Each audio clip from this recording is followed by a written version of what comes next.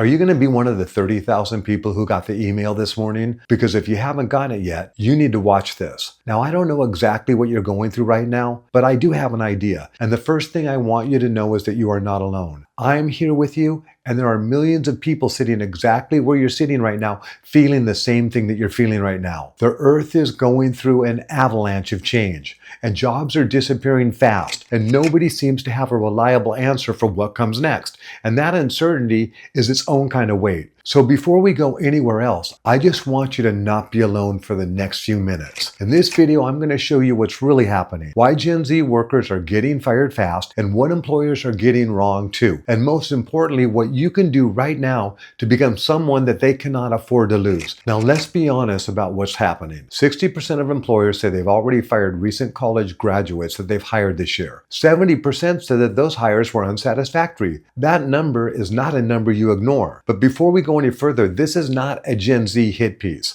I'm not here to pile on a generation. Gen Z brings things to the workplace that no other generation before them has brought. They're fast with technology. They think creatively, and they care about meaning, not just paycheck. They care about fairness, and they care about mental health. That is not nothing. That is actually the future. But many are struggling with the workplace right now. And if we can't talk honestly about why, we can't fix it. So let's fix it. Reason one, the real shock of work. Gen Z is the first generation to grow up completely on technology. Now think about what that means. Instant answers, personalized feeds, friction-free everything. If something's boring, swipe. If something feels off, mute it. If somebody disagrees with them, block them. That's the world they were raised in. Then they step into a workplace where the rules are completely different.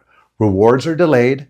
Feedback isn't always gentle. Nobody cares if you're not feeling it today. The schedule is rigid. The expectations are often unspoken, and the commute is real. That transition can feel brutal, and for a lot of young workers, it does. So when they say things like, "I have no energy after work," older generations hear weakness. But what I hear is shock.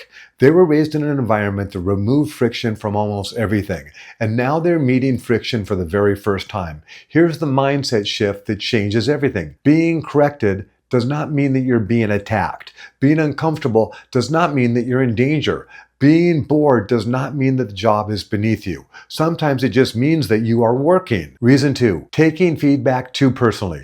This is where emotional regulation becomes a career skill. Many young workers experience correction as character attacked. And once that happens, everything escalates. A manager says, "This needs to be revised." And the employee hears, "You are incompetent." The boss says, "I need this by the end of the day." And the employee feels threatened. And once that emotional reaction takes over, the workers start villainizing the boss, the company, and the whole system. Instead of asking, "What skill do I need to build here?" that's where careers stall. Here's what I've seen after decades of training people. Most workplace failures are actually emotional regulation failures disguised as performance failures. The talent is there. The intelligence is there. But if you cannot regulate embarrassment, frustration, or defensiveness, your talents gets buried under your reaction. A stronger response sounds like this. "Got it. You want this shorter, clearer, and more professional. I'll have it back to you by 3. That response keeps you employed. Reason 3, communication is too casual. Work is not texting your friends. Managers want clarity. Complete answers, updates before problems become emergencies. A response is not a communication. A vague answer is not clarity. And silence until the deadline is not being independent. Here's the fix. When you're given a task, confirm 3 things. What the outcome is, and when it is due, and when you'll check it next. I'll send the first draft by Thursday at noon. If I run into anything before then, I'll let you know. That one sentence makes you sound like a professional. Small things build professional trust, and professional trust keeps you employed. Reason 4, lack of initiative. Employers don't just keep the most talented person. They keep the person who feels the least draining to manage. Stop asking, "What is the minimum I have to do?" Start asking, "What would make me genuinely valuable here?" That question alone will change your trajectory. Now, a word to employers. Employers, you're not off the hook. You can't complain that young workers don't just know how to show up and then fail to define what good looks like. Don't assume professionalism, show it. Don't assume resilience, develop it. If every hire fails the same way, at some point that stops being only their problem, who you actually are. Now here's what I promised. The thing that nobody else is saying in this conversation. Gen Z, you didn't show up on this planet at this exact moment by accident.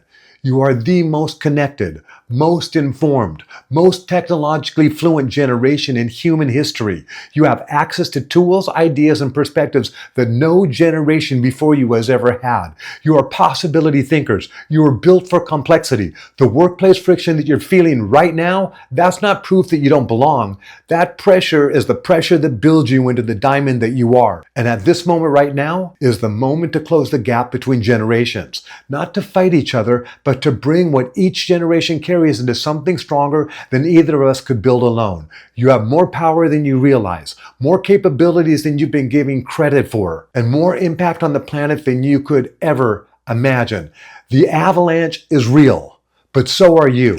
If this reached you today, if something here landed, I want you to know there's more where this has came from. Subscribe, because we're building this together. If you want a simple guide to help you navigate what's coming next, the Avalanche Protection Guide is pinned in the comment section below. Use it, share it with someone who needs it. We're not here to avoid the pressure, we're here to handle it.